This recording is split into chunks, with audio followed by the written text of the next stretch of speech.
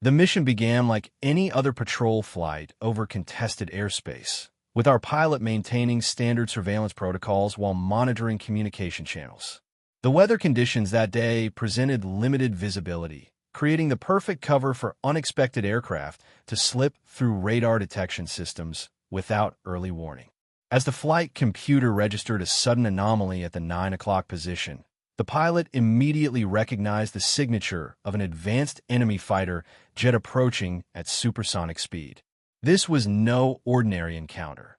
Intelligence reports had confirmed this particular aircraft model had never been successfully engaged before, with a perfect combat record and stealth capabilities that rendered traditional defensive systems nearly useless against it. The enemy pilot clearly possessed superior tactical training, immediately executing a series of complex maneuvers designed to gain positioning advantage and prevent any escape routes. Within seconds, warning alerts flooded the cockpit as missile lock-on systems activated, indicating the enemy had already initiated first strike protocols without hesitation or warning.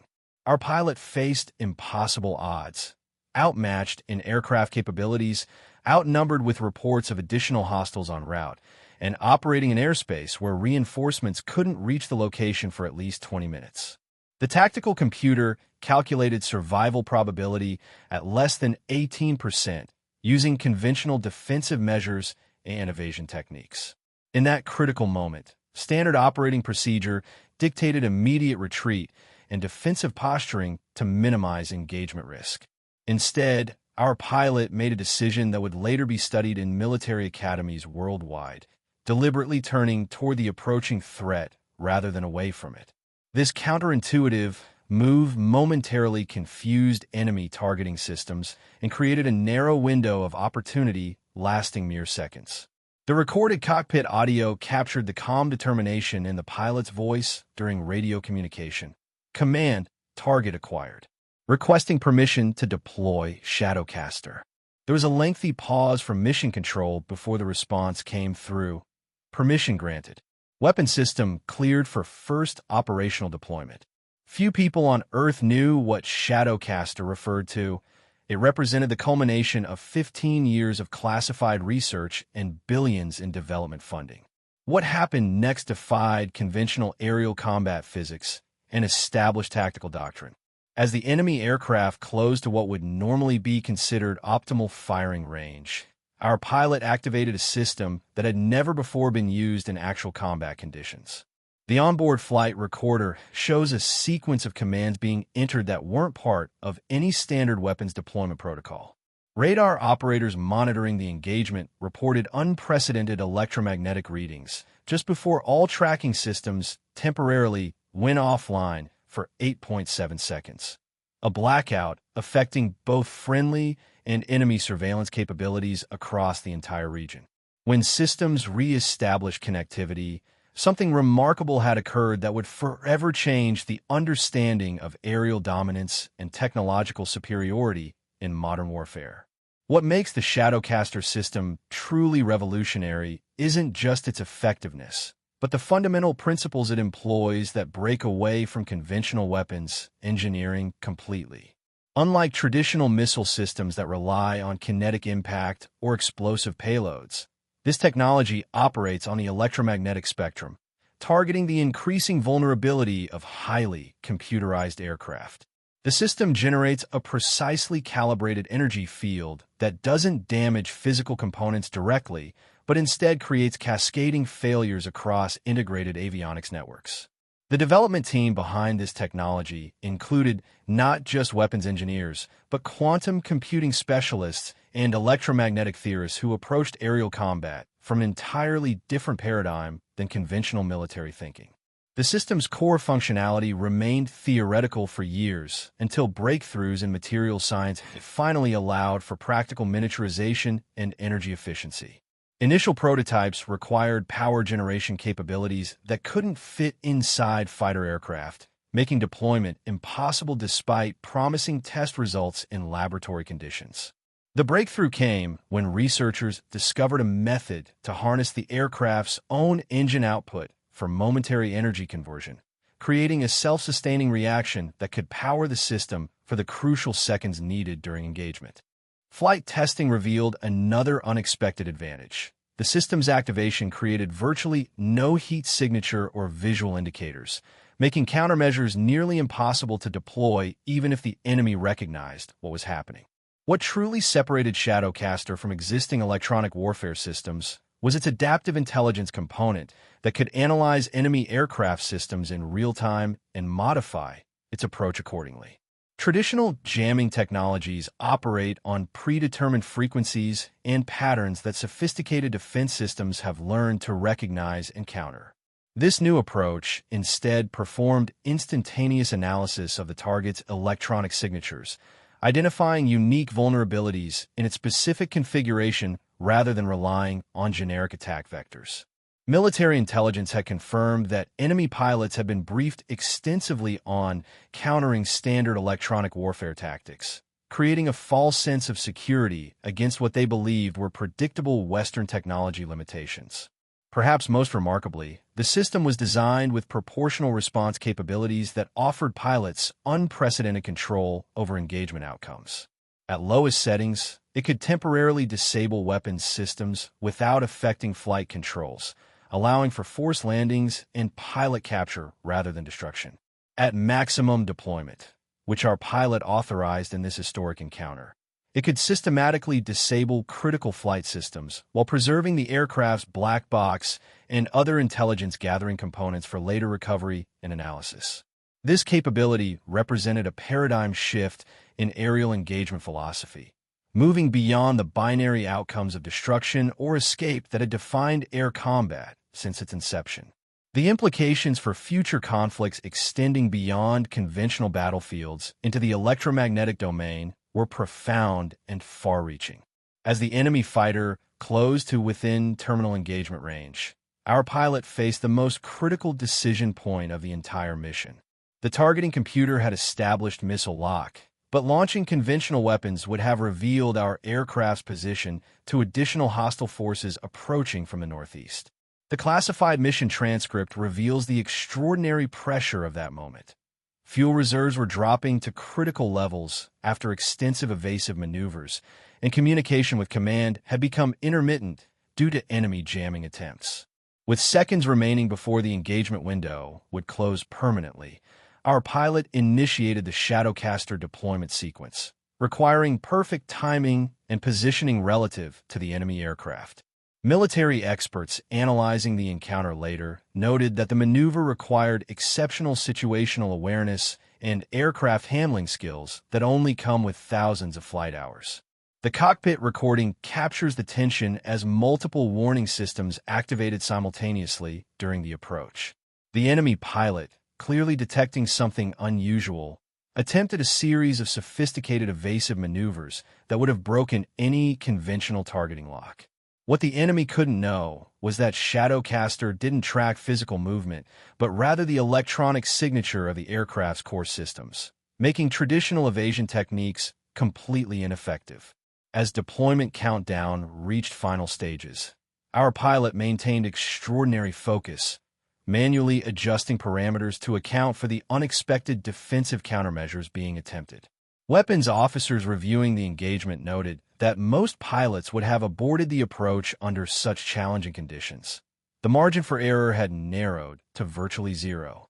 When Shadowcaster activated, the effect was immediate but not what anyone watching would expect from conventional warfare.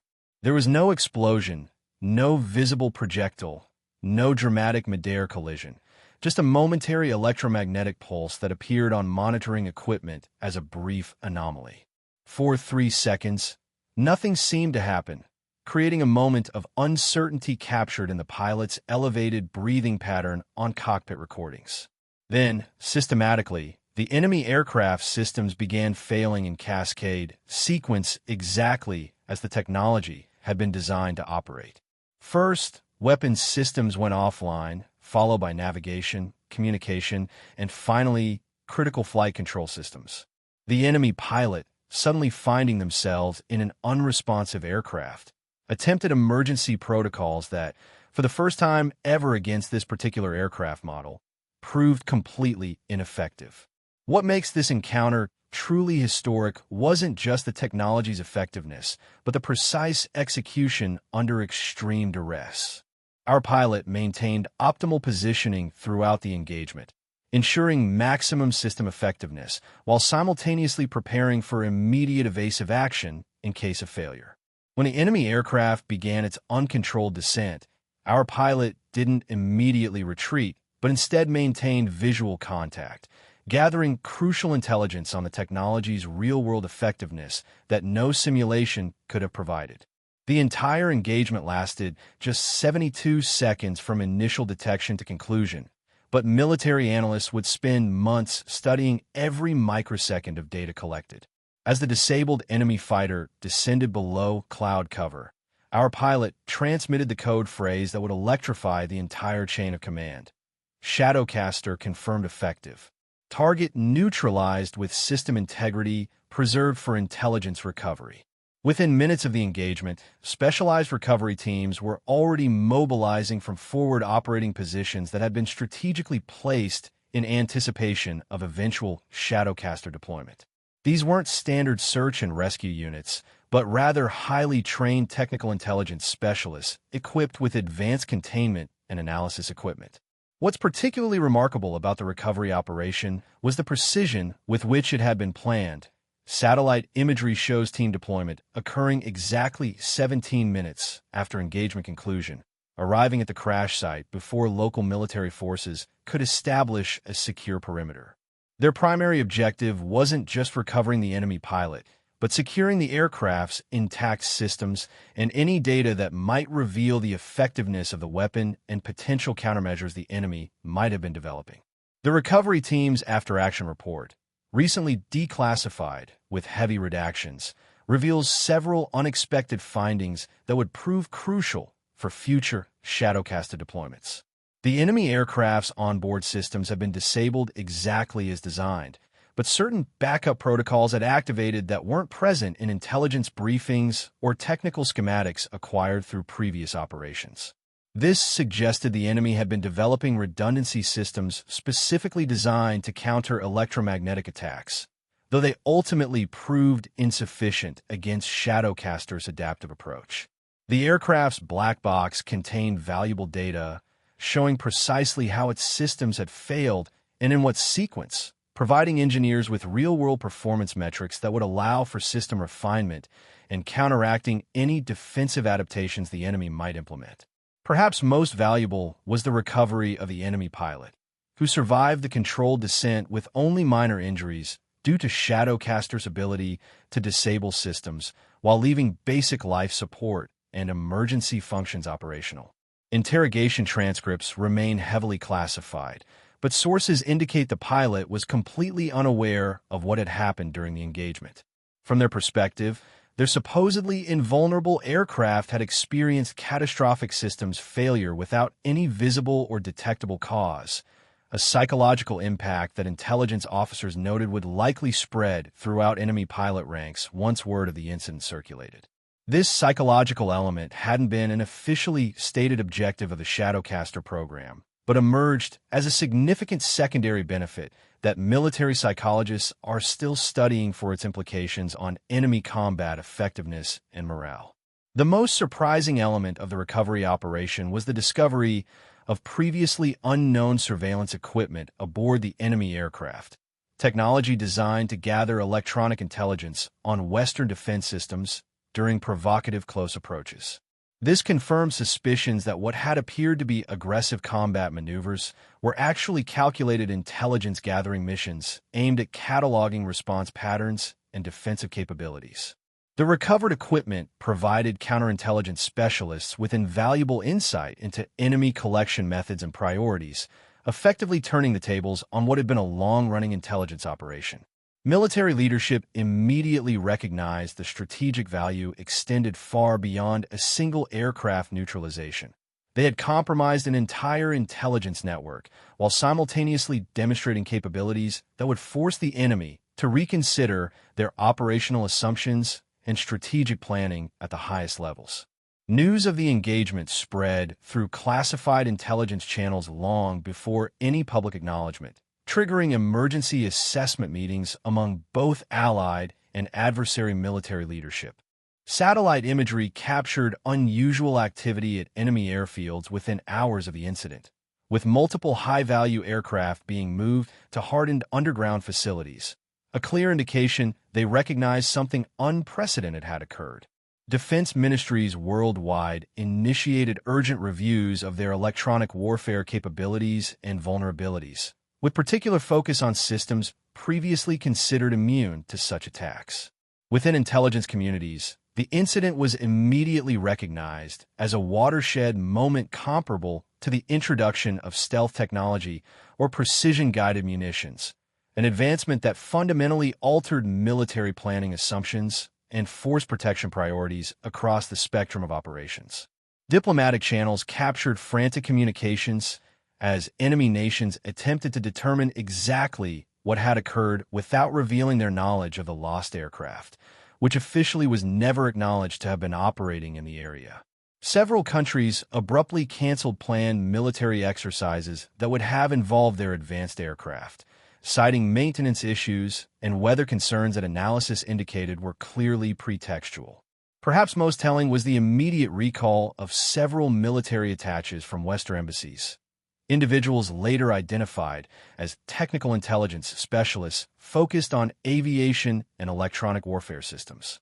These diplomatic movements, while subtle, provided confirmation that the psychological impact of Shadowcaster extended far beyond the immediate tactical victory, creating strategic uncertainty among adversary leadership about capabilities they couldn't quantify or counter.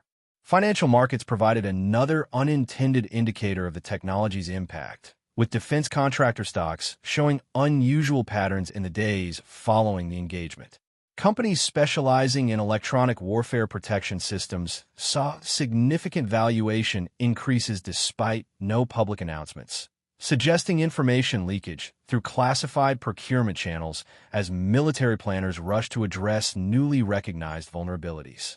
Trade publications noted unusual hiring activity, targeting engineers with expertise in electromagnetic protection systems, with one analyst report noting, "We're seeing recruitment patterns typical of a significant technological disruption, similar to patterns observed during previous military technology revolutions." Investment in counter-electronic warfare research reportedly increased by 340% across major military powers in the quarter following the incident, despite no official acknowledgement of why such capabilities had suddenly become procurement priorities.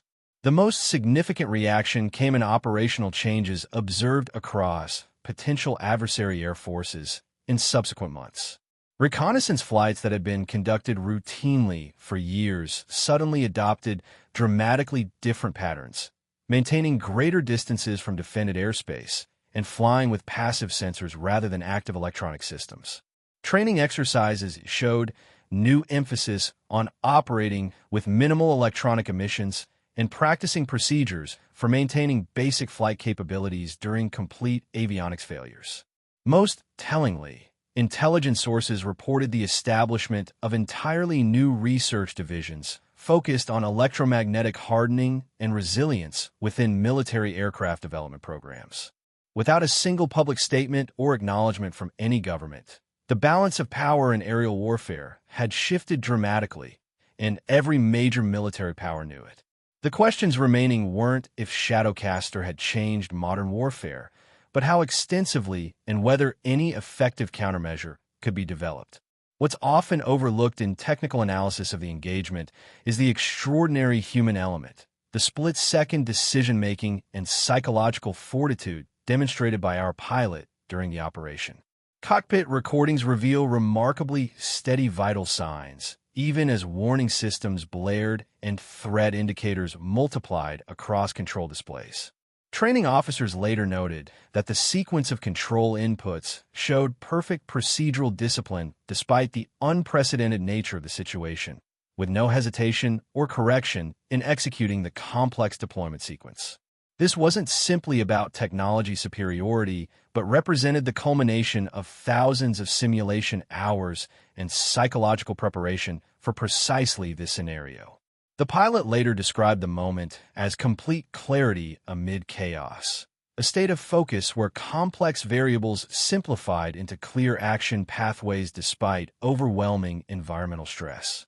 The pilot's background provides important context for understanding how this historic mission succeeded, where similar technological advantages have failed through human error or hesitation.